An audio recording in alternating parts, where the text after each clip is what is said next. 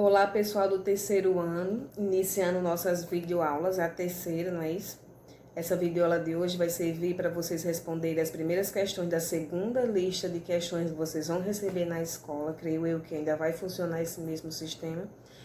E claro, as atividades que eu sempre proponho tanto no livro como no caderno de atividades. E hoje a gente vai iniciar com a Lei de Coulomb, que está na página 16. A Lei de Coulomb, bom, a gente iniciou os assuntos com as descobertas inicialmente por Tales de Mileto sobre cargas elétricas, depois veio do Fay, né, que deduziu que as cargas elas têm sinais positivos e negativos, positivos com positivos se repelem, ou seja, sinais iguais se repelem, sinais diferentes se atraem. E aí veio vários outros estudos com Presley, né, que também formulou que cada partícula interage com a outra de cargas diferentes. E foi aí que o grande, né, físico, o mentor dessa lei, o Charles Auguste Coulomb, por isso que essa lei leva o nome dele, que é a Lei de Coulomb. Ele fez, né, vários experimentos, principalmente com pêndulo de torção, e deduziu que as cargas, por exemplo, cargas de duas partículas, duas cargas diferentes, se comportam de certa maneira análoga à gravitação universal de Isaac Newton, né? A gravitação universal de Isaac Newton, ele tomava como analogia dois planetas, dois corpos. Já a lei de Coulomb, ele tomava como princípio duas cargas, ao invés de ser dois planetas, duas cargas. E o que ele diz em relação a essas duas cargas? Ele diz que a força elétrica entre as duas cargas é proporcional ao inverso do quadrado da distância de separação entre elas. Na gravitação de Newton, ele diz que quanto mais afastado um planeta está do outro, ou corpos estão do outro, menor é a força gravitacional. É do mesmo jeito com a interação das cargas. Quanto maior é a distância entre elas, menor é a força que uma vai interagir entre a outra. Quanto mais próximo, maior é a força, né, de duas cargas, uma interagindo com a outra. Ele diz também que a força elétrica é diretamente proporcional ao produto do módulo das cargas que interagem. Claro, quanto maior for o número dessa carga, maior será a força, né? Quanto menor for o número dessa carga, se a carga for fraquinha, menor é a força. Isso até mais é lógico de se pensar. Então, ele tomou como esse experimento duas cargas, a interação de uma carga com a outra. Quanto maior a distância entre uma e a outra, menor será a força. E quanto maior também for o módulo de suas cargas, maior é a força. E em relação à equação, né, da lei de Coulomb, ela também é muito parecida com a da gravitacional.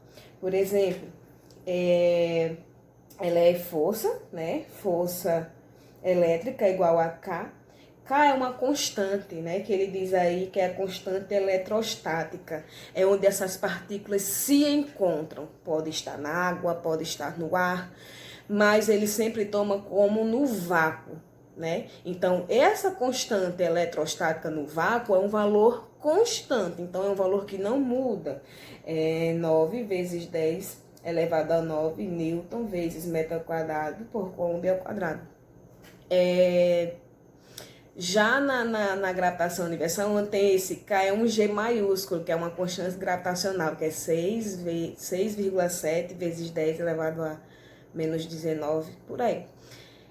Então, ele é bem parecido uma com a outra. Como a gente está se tratando de duas partículas que têm carga, então esse Q maiúsculo, esse Q minúsculo, é o valor das cargas dessas duas partículas, dividido por D ao quadrado. Esse D ao quadrado é a distância de uma em relação à outra.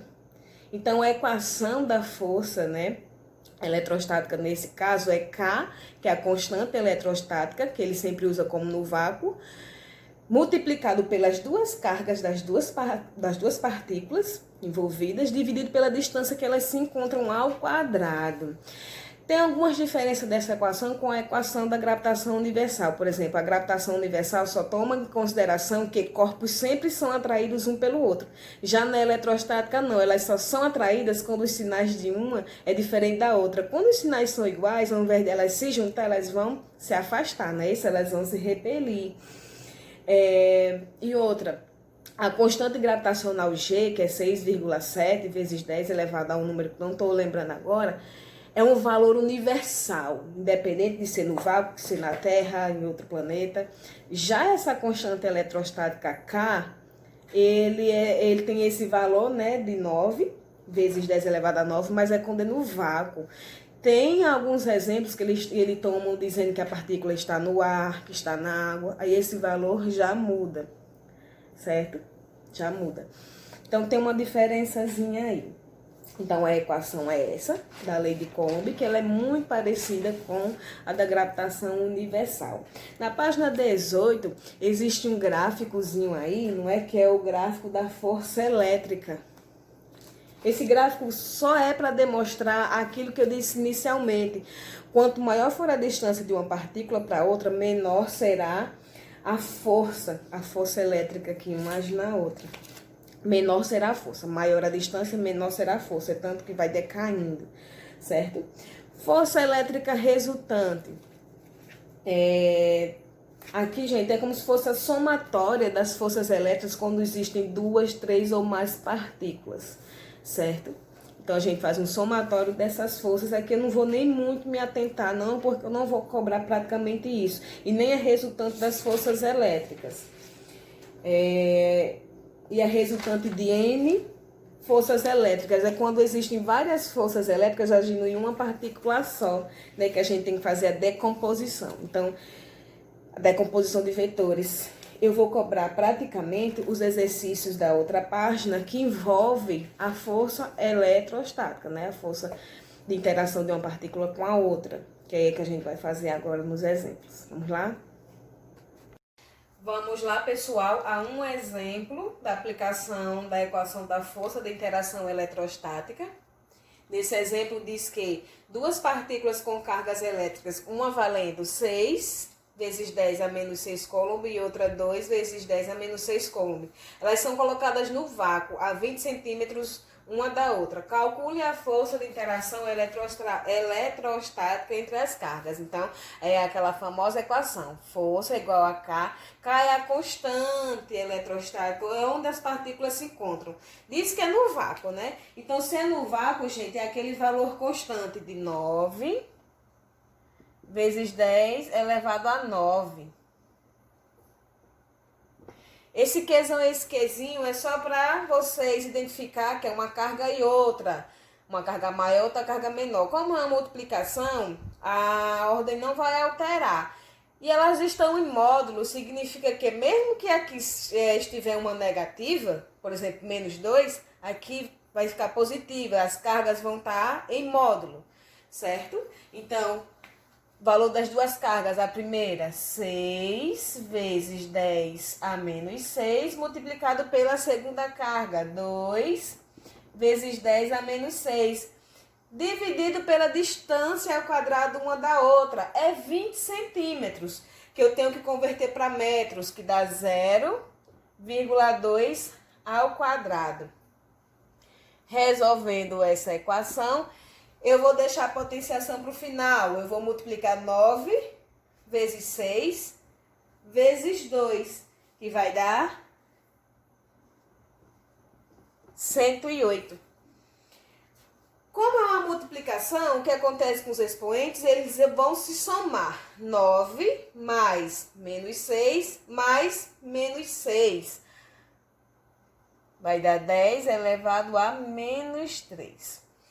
Dividido por 0,2 ao quadrado, vai ficar 0,04. Então, eu vou fazer aqui, ó, a divisão. 108 dividido por 0,04 vai dar 2.700. Vezes 10 elevado a menos 3, que eu não fiz nada, newtons. Ou 2,7 newtons. É simples e ao mesmo tempo não é. Então, bons estudos.